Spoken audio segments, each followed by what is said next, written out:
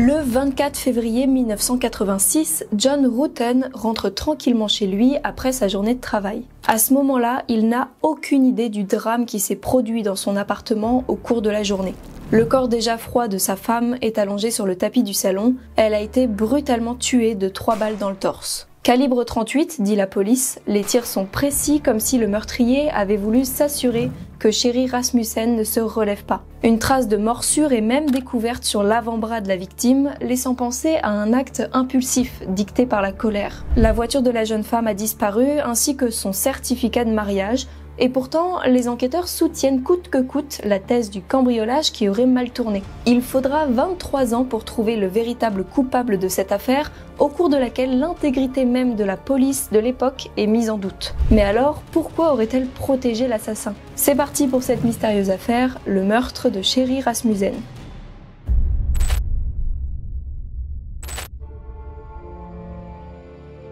Sherry Rasmussen est née en 1957 et c'est la dernière de sa famille puisqu'elle a 2 grandes sœurs, Teresa et Connie. La famille semble très heureuse, d'autant plus que les 3 filles font la fierté de leurs parents et Sherry n'est pas à la traîne, loin de là. Elle est décrite par ses proches comme quelqu'un ayant une personnalité douce, c'est une enfant très appréciée. Intelligente et un peu en avance à l'école, elle saute même des classes et entre en école d'infirmière à l'âge de 16 ans. Une fois adulte, Sherry est grande, physiquement j'entends, parce qu'elle mesure tout de même près d'1,80 m. Elle est très athlétique, elle fait beaucoup de sport, c'est quelque chose qui la passionne et lui permet de se défouler. Une fois son diplôme d'infirmière en poche, elle trouve un travail puis gravit doucement les échelons jusqu'à devenir directrice du service de soins dans un hôpital. Il s'agit du Glendale Adventist Medical Center qui se situe à Los Angeles. Elle est à ce moment-là dans le milieu de sa vingtaine, elle a environ 25 ans et elle rencontre celui dont elle tombera amoureuse, John Rutten. Alors je n'ai pas le contexte exact dans lequel Sherry a rencontré John, peut-être lors d'une fête, j'ai pu lire ça lors de mes recherches même si j'ai pas pu le recouper et recroiser avec une autre source. Quoi qu'il en soit, ils se rencontrent, John a 2 ans de moins que Sherry et il sort tout juste de la fac.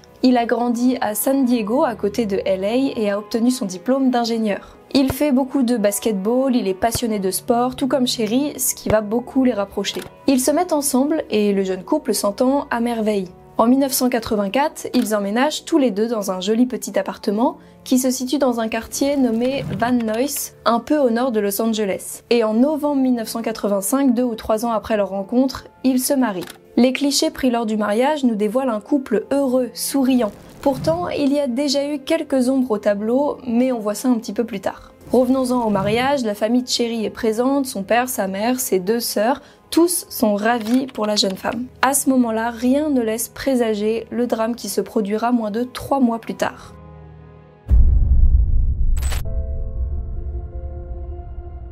Nous sommes maintenant le 24 février 1986. Comme d'habitude, ce matin-là, John se prépare afin de se rendre au travail, tandis que sa femme, Sherry, lui dit qu'elle se sent pas très bien. Elle est fatiguée, elle a mal au dos à cause d'une récente blessure due au sport. Donc bon, normalement, elle doit se rendre à son travail, comme je l'ai dit plus tôt, elle est infirmière, mais elle informe John qu'elle hésite à rester se reposer à la maison pour récupérer. Il est alors 7h20 du matin, John part donc au travail sans savoir si Sherry compte sortir ou non, et il ne se doute pas qu'en embrassant sa femme avant de quitter l'appartement, c'est la dernière fois qu'il la voit vivante. En quittant l'appartement, John dépose des habits à la laverie avec l'intention de passer récupérer les vêtements propres le soir même, en revenant du travail. En milieu de matinée, vers 10h, il essaye de joindre Sherry par téléphone afin de savoir si elle s'est effectivement rendue au travail ou si elle a préféré se reposer. Mais il n'obtiendra aucune réponse. À ce moment-là, il se dit simplement qu'elle dort peut-être encore ou bien qu'elle a quitté l'appartement. Il va réessayer d'appeler plus tard dans l'après-midi, mais pareil, pas de réponse. Bon,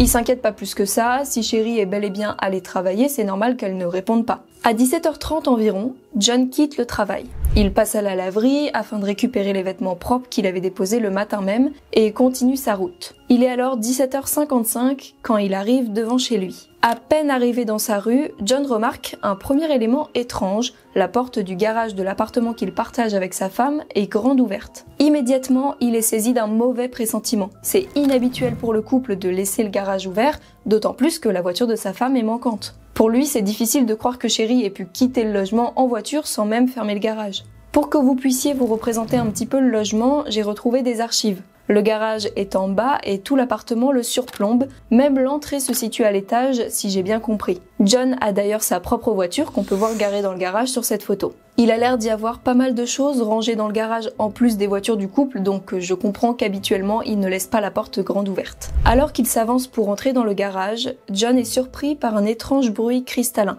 Il s'aperçoit qu'il marche sur des morceaux de verre visiblement tombés d'une fenêtre au-dessus de sa tête. D'autant plus inquiet, il se précipite et pénètre dans l'appartement. Malheureusement, à peine entré dans le salon, une vision d'horreur s'offre à lui. Le corps sans vie de sa femme gît sur le sol maculé de sang. À ce moment-là, il est déjà trop tard, le corps de Sherry, encore habillé du peignoir qu'elle portait le matin même, est froid et raide, elle semble morte depuis plusieurs heures. Complètement sous le choc, John s'empresse d'appeler la police et les enquêteurs se rendent immédiatement sur place à 18h08, 10 ou 15 minutes après que John soit arrivé devant chez lui.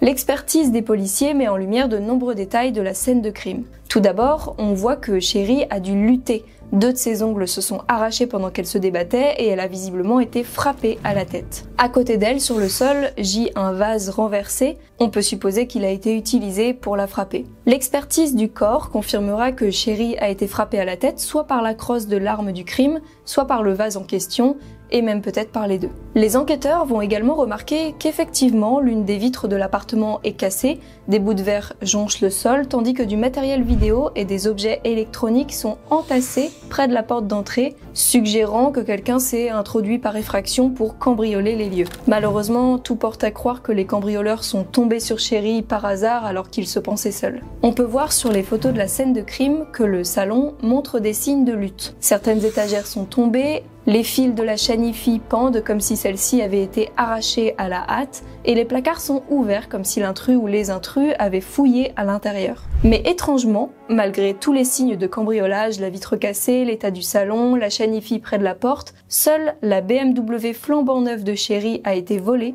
ainsi que le sac à main de la jeune femme. Malgré ça, tout le contenu du sac à main finira par être retrouvé par les enquêteurs, sauf le certificat de mariage de Sherry. Étrange. Revenons-en au corps de la victime qui, au premier abord, présentait des marques, des blessures indiquant que Sherry s'était battue, mais on découvre d'autres détails lors de l'autopsie. Le rapport d'autopsie dévoile Sherry Rasmussen a reçu 3 balles de pistolet, dont une semble avoir été tirée à bout portant, traversant la victime. Il ressort donc que Sherry a été tuée de 3 balles dans la poitrine, dont une tirée à bout portant, ça veut dire que l'arme était collée contre Sherry lorsque le tireur a tiré. Un cambrioleur qui se serait fait surprendre aurait pu effectivement tirer par peur sur Sherry, mais les 3 balles semblent davantage suggérer que le but n'était pas simplement de tirer pour pouvoir s'enfuir, mais de s'assurer qu'elle perde la vie. D'autant plus qu'une couverture qui se trouve sur la scène de crime va donner un nouvel indice. Car oui, des traces de poudre à canon et des trous faits par les balles sont retrouvés sur la couverture, laissant penser que 2 des tirs destinés à Sherry sont passés à travers. L'intrus devait maintenir la couverture devant le canon de son arme, sans doute pour étouffer le bruit. Mais voilà, ce qui étonne un petit peu, c'est qu'un cambrioleur qui se fait prendre sur les faits et panique, qui tire une première fois sur sa victime, ne va pas forcément chercher une couverture à proximité pour étouffer le bruit de son arme afin de tirer 2 balles supplémentaires. La victime étant déjà au sol, autant en profiter pour s'enfuir directement. Autre chose de très surprenant, lors de l'examen du corps de la victime, il y est découvert une trace de dent sur le bras, assez profonde pour marquer la chair. Le responsable de l'autopsie va prendre la marque en photo et prélever un petit peu de salive restée dans la plaie. Vous allez voir que ce prélèvement nous sera très utile bien plus tard parce que malheureusement, à cette époque, il ne dispose pas des analyses ADN que nous avons aujourd'hui et l'échantillon de salive est simplement conservé sans utilité pour le moment. Néanmoins, c'est très étrange pour un simple cambrioleur de mordre une inconnue. Ce geste semble davantage avoir été provoqué par un comportement très pulsionnel, régi par des émotions négatives comme la colère. Le tueur n'aurait pas su faire face à cette pulsion et serait allé jusqu'à mordre Sherry une fois celle-ci au sol, de rage. Sans vouloir faire de parallèles douteux, c'est quelque chose qu'on observe par exemple chez les jeunes enfants. Quand ils ressentent beaucoup de frustration ou de colère, ils n'arrivent pas à l'évacuer autrement qu'en mordant, c'est très pulsionnel. Les statistiques le montrent, malheureusement dans ce genre d'affaires, les proches des victimes se révèlent souvent être les coupables ou bien en lien avec le meurtre. C'est pour cette raison que la police va d'abord se tourner vers John afin de l'interroger. L'homme qu'ils ont devant eux est en deuil, il est sous le choc et pleure le décès de sa femme. Qui plus est, il se soumet sans problème au détecteur de mensonges qui ne révèle rien de suspect. Certains parmi vous m'ont déjà demandé, lors de précédentes affaires, pourquoi les enquêteurs continuent de faire passer des tests au détecteur de mensonges alors que c'est pas toujours fiable, donc pas recevable lors d'un procès. Eh bien, je pense tout simplement que même si c'est pas une preuve vraiment fiable, ça peut permettre aux enquêteurs parfois de trouver des pistes et de déceler un comportement suspect qui leur permettrait de creuser dans le passé d'une personne par exemple. Mais bref, revenons-en à John, qui est donc un mari en deuil qui n'est pas mis en doute par le détecteur de mensonges et qui en plus a un parfait alibi. Il a été vu au travail toute la journée, les enquêteurs l'écartent donc très vite de la liste des suspects. Mais justement, sur cette liste, après le mari, il ne reste plus personne, du moins du point de vue des policiers. Ils interrogent pourtant la famille, les proches, les collègues de travail de Sherry, mais ils ne trouvent rien. Alors, malgré la morsure, malgré les 3 balles tirées dans la poitrine dont une à bout portant, malgré le peu d'objets réellement volés dans l'appartement, les enquêteurs maintiennent la thèse du cambriolage qui tourne mal. Pour eux, c'est sûr, la voiture disparue prouve qu'il s'agissait d'un vol. D'ailleurs, la BMW disparue du garage a finalement été retrouvée 10 jours après le meurtre. La voiture a été retrouvée dans une rue non loin de la scène de crime, les clés se trouvaient encore sur le contact. Malheureusement, dans la voiture, aucun indice n'a permis de donner la moindre piste à la police. Pas d'empreinte digitale, pas de cheveux, tout comme la scène de crime, rien n'a été relevé dans la voiture. Le tueur a donc dû se montrer très précautionneux pour ne laisser aucune trace derrière lui et il a même dû carrément porter des gants. Ce qui va venir appuyer les propos des enquêteurs qui croient dur comme fer qu'il s'agit tout de même d'un cambriolage, ce sont d'autres infractions similaires commises par 2 individus qui vont avoir lieu quelques mois plus tard dans le même quartier. Mais cette thèse, vous vous en doutez, ne convainc absolument pas les proches de Sherry, notamment son père, Niels. Celui-ci connaît bien sa fille et au vu des éléments dévoilés par l'enquête et la scène de crime, il a vraiment du mal à envisager autre chose qu'un meurtre prémédité. Pour lui, c'est sûr, la personne qui a tué sa fille lui en voulait personnellement. Plus qu'une simple intuition, le père de Sherry va même partager de nouvelles pistes aux enquêteurs, espérant ainsi les aider dans leurs recherches. Il va par exemple parler d'une collègue de Sherry qui travaillait à l'hôpital avec elle et avec qui elle avait eu un différend professionnel quelque temps plus tôt. Il s'agissait d'une histoire de promotion refusée. Bon, après avoir posé quelques questions au centre hospitalier où travaillait Sherry, la piste est rapidement mise de côté. Mais Niels Rasmussen va également parler d'une femme dont il ne connaît pas le prénom, une ex-compagne de John dont Sherry avait peur. Angoissée, la jeune mariée s'était confiée à son père. L'ex-compagne de John s'était à plusieurs reprises rendue à leur appartement à l'improviste, sans y avoir été invitée, afin de demander des services à John. Elle était même allée jusqu'à se rendre au travail de Sherry afin de lui parler de sa relation avec John, alors que ces derniers n'étaient pas encore mariés. Avec ces éléments en tête, c'est vrai qu'il y a de quoi flairer une piste. D'après le comportement que décrit le père de Sherry, on a affaire à une ex particulièrement intrusive. Mais alors, qui est donc cette fameuse ex de John Rutten, celle qui effrayait tant Sherry? Et vous allez voir qu'il y a de quoi avoir peur.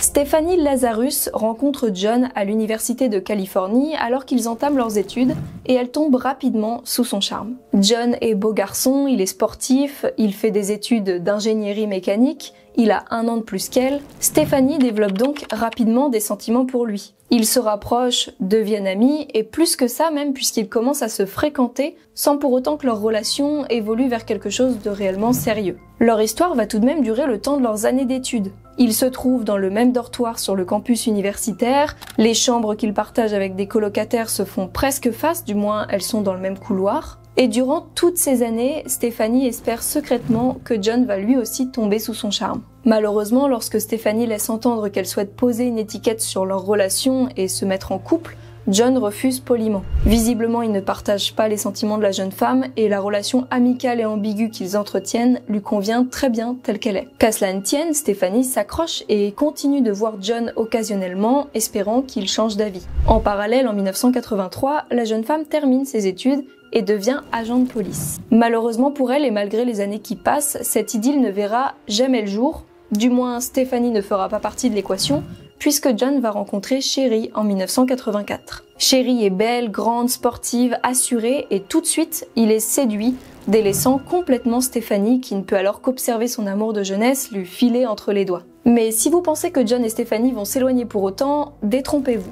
Pour la jeune femme, il est hors de question de couper les ponts avec celui qui se considère désormais comme son simple ami et qu'elle considère elle comme son âme sœur. Pour les 25 ans de John, et alors que celui-ci est déjà engagé avec Sherry, Stephanie va lui organiser une fête surprise. C'est à cette occasion que John mettra un point final à leur relation puisqu'il compte demander Sherry en mariage. Sous le choc, complètement dévastée de voir ses espoirs sombrer, Stephanie lui demande une dernière faveur. Elle souhaite le revoir une dernière fois afin de pouvoir elle-même tourner la page. John accepte et à cette occasion, il va se montrer infidèle en ayant une dernière relation avec Stephanie. D'après lui, il a cédé à la demande de Stephanie et espérait qu'après ça, elle puisse tourner la page. Mais la réalité va être bien différente. Stephanie est alors persuadée qu'il y a encore quelque chose entre elle et John et à ce moment-là, si ce n'était pas déjà le cas avant, elle bascule complètement dans l'obsession.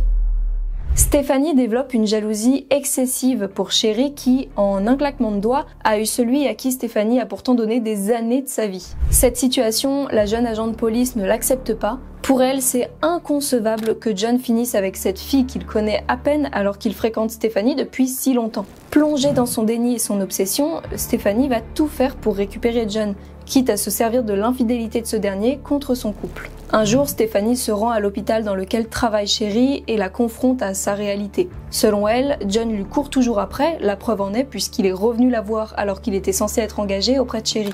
La jeune fiancée pour qui tout semblait rose dans son couple est complètement désemparée. D'après les témoins présents à l'hôpital, le ton est monté entre les deux femmes et Stephanie aurait dit que si le mariage entre John et Sherry ne fonctionnait pas, elle serait là. Elle a ajouté que John reviendrait forcément vers elle. Malgré ces révélations qui auraient pu évidemment mettre en doute l'engagement du jeune homme et la relation entière pour Sherry, celle-ci va décider de lui pardonner son écart. Stephanie Lazarus a dû simplement être furieuse de voir que son plan n'avait pas ébranlé le couple au point de provoquer la rupture qu'elle espérait tant. À ce moment-là, on pourrait croire qu'elle laisse tomber. Après tout, John a l'air d'avoir fait son choix, le couple semble solide, mais non, c'est l'inverse qui se produit. Elle va mettre les bouchées doubles en se faisant de plus en plus présente au sein du couple. Elle va se rendre à plusieurs reprises à l'improviste chez John et Sherry, tantôt pour demander des services à John, tantôt pour lui parler. Il me semble qu'elle est venue un jour en coup de vent pour demander à John de remettre en état du matériel de ski ou quelque chose comme ça.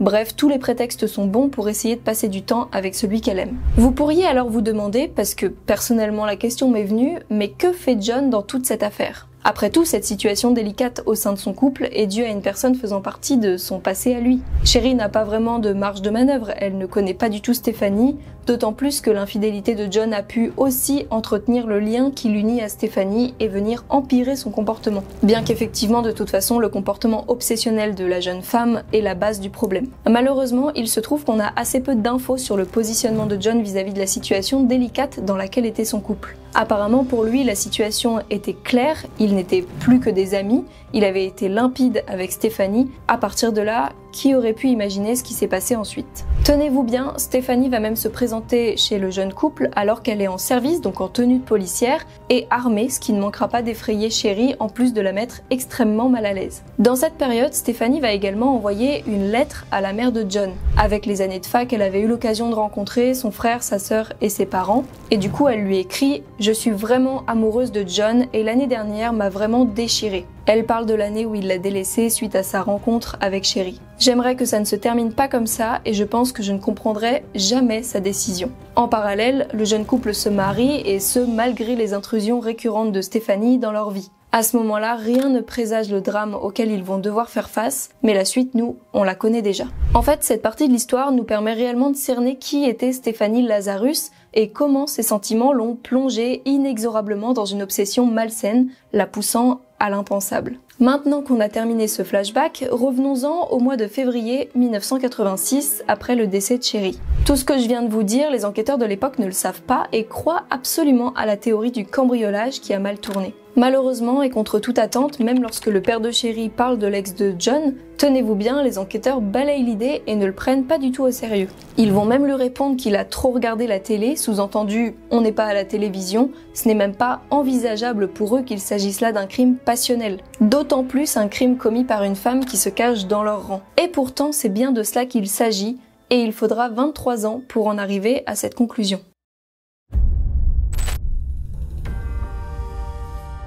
L'affaire reste non résolue pendant plus de 20 ans, Les enquêteurs ne trouvent pas de piste, ils n'avancent pas et l'affaire finit même par être classée. En parallèle, la famille et les proches de Sherry essayent de faire leur deuil malgré l'incompréhension et les questions sans réponse. D'après mes recherches, John va revoir Stephanie plusieurs fois après le décès de sa femme. Il partira même en vacances avec elle et un ami en commun à Hawaï. Puis, n'ayant toujours pas développé de sentiments pour elle, il finit par refaire sa vie avec une autre femme. Évidemment, il dira qu'à cette période, il n'avait aucune idée qu'il se trouvait en réalité face à l'assassin de sa défunte épouse. Stephanie Lazarus, quant à elle, devient une agent de police hors pair. Elle a été élue détective de l'année à Los Angeles à 2 reprises. Sa carrière pro se porte bien et elle se spécialise comme enquêtrice concernant le vol de tableaux. En 1992, soit 7 ans après le meurtre, Stephanie rencontre son futur époux, Scott Reeder, avec qui elle se marie en 1996 et elle reste d'ailleurs mariée à Scott jusqu'à la fin de cette affaire. Tout va pour le mieux dans sa vie professionnelle et personnelle, rien ni personne ne viennent lui parler de l'affaire Sherry Rasmussen pendant près de 20 ans. L'affaire aurait d'ailleurs pu finir comme ça, si les avancées technologiques, notamment les analyses ADN, n'avaient pas vu le jour,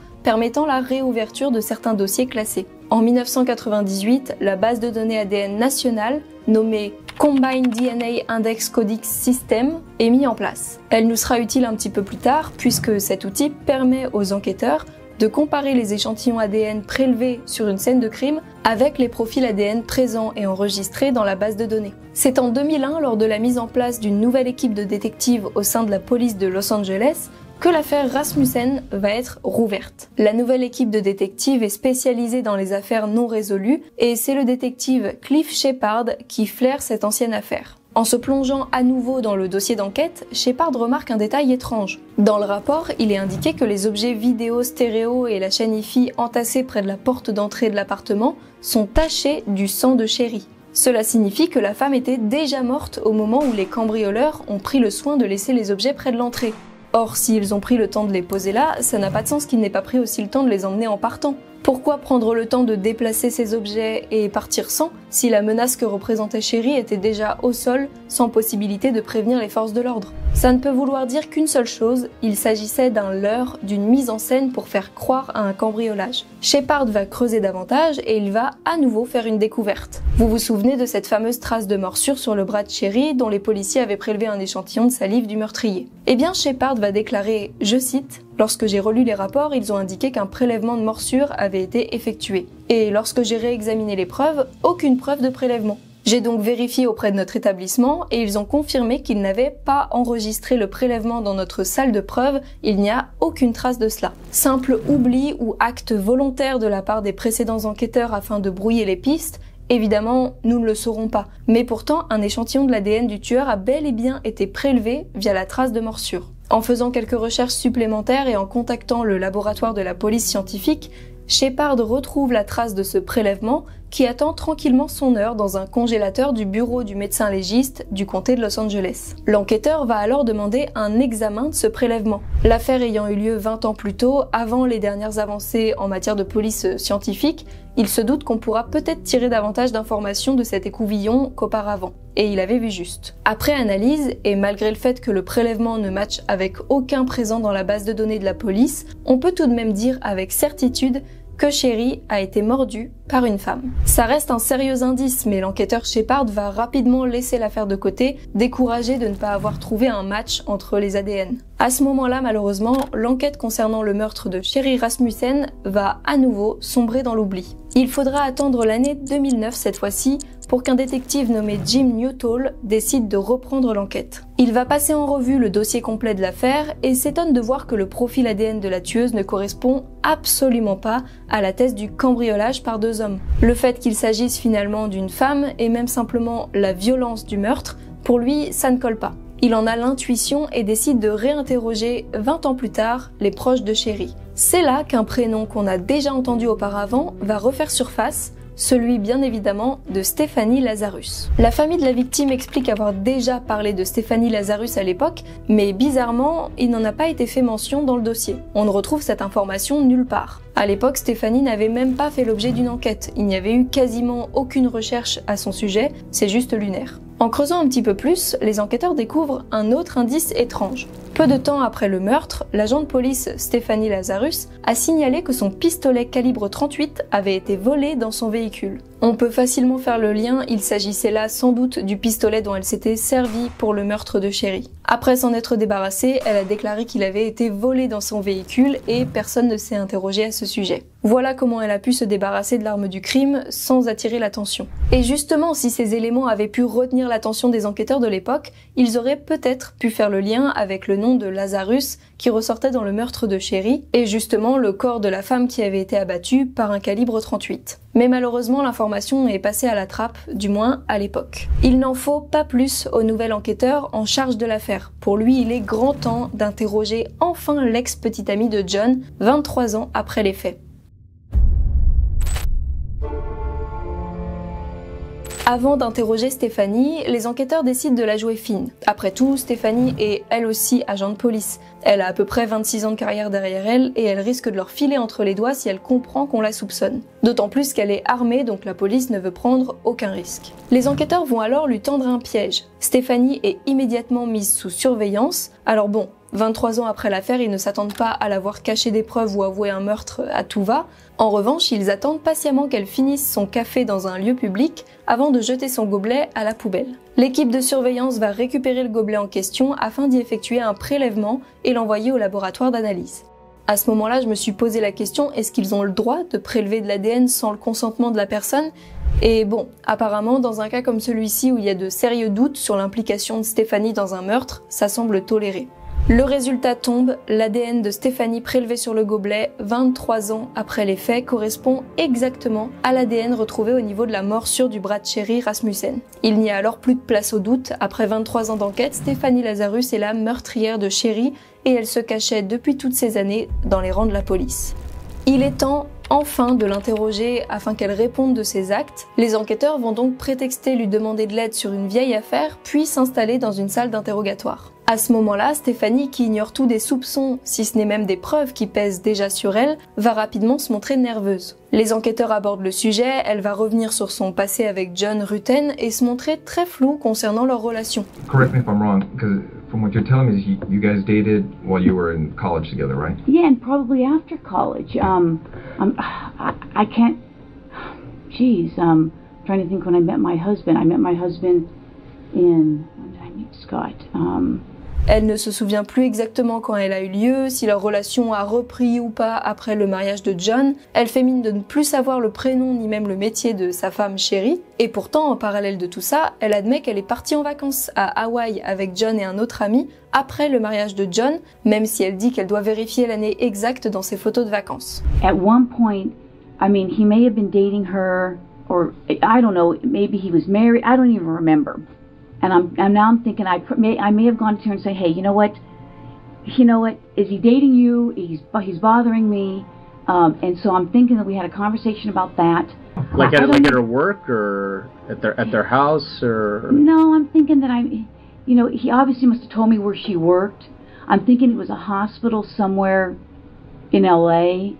Après avoir pourtant dit qu'elle ne se souvenait pas d'avoir rencontré Sherry, elle admet qu'elle a peut-être effectivement rencontré cette femme une ou deux fois, qu'elle a parlé avec elle, sans doute au travail de cette dernière, et peut-être même pour parler de John. Mais rapidement, elle fait marche arrière dans ses propos, précise que ça date d'il y a 20 ans, qu'elle ne se souvient plus très bien des dates et que c'est finalement peut-être même pas arrivé. Durant l'entretien, Stéphanie précise même qu'au moment où elle a emménagé avec son mari actuel, elle se souvient que John appelait encore chez elle, donc plusieurs années après la mort de sa femme, et elle raconte aux enquêteurs qu'elle l'avait alors repoussé. Lors de l'entretien, lorsque la mort de Sherry est finalement mentionnée, Stéphanie s'agite. Déjà, à partir de ce moment-là, dans l'interrogatoire, elle bascule en arrière sur sa chaise, elle devient beaucoup moins avenante, rien que dans la manière dont elle se tient. Elle bascule la tête à droite, à gauche, elle roule des yeux, elle a des rires nerveux. Bon, elle renvoie clairement l'image de quelqu'un qui est très anxieux, elle se tortille, bref, vous pouvez le voir par vous-même. Mais le pire, c'est sa réaction quand les enquêteurs lui disent qu'apparemment, Stéphanie et Sherry étaient en mauvaise entente. Stéphanie va complètement nier avoir eu un quelconque problème avec Sherry, bien qu'elle ait pourtant admis que John les ait fréquentées toutes les deux à une période et que les deux femmes aient échangé à ce sujet. Au moment où Stéphanie va se sentir acculée, elle va quitter la pièce, mais les enquêteurs vont l'arrêter et lui passer les menottes dans le couloir. Elle repasse dans la salle d'interrogatoire pour qu'on lui cite ses droits et elle va être du coup officiellement arrêtée. À ce moment-là, son comportement a changé du tout au tout. Les enquêteurs ont affaire à une femme extrêmement froide et fermée. Elle déclare qu'elle ne donnera plus aucune info sans être accompagnée d'un avocat. En creusant dans le passé de Stephanie, les enquêteurs vont rapidement se rendre compte que celle-ci avait développé une obsession si intense pour John qu'elle connaissait absolument toute sa vie. Et évidemment, elle se souvenait parfaitement de Sherry puisqu'elle était la dernière personne à l'avoir vue en vie. Le 24 février 1986, jalouse et obsédée par John, Stephanie est persuadée que Sherry était la seule chose qui l'empêchait d'être avec son amour de jeunesse. Elle décide donc de se rendre chez le jeune couple afin de tuer la jeune femme. La scène de crime révèle d'ailleurs la colère dont la meurtrière était animée. En témoigne la marque de dents, les 3 coups de feu dont un à bout portant pour s'assurer que la jeune femme ne se relève pas. Cette version semble davantage faire sens aux yeux des médias et de la famille de Sherry qu'une histoire de cambriolage.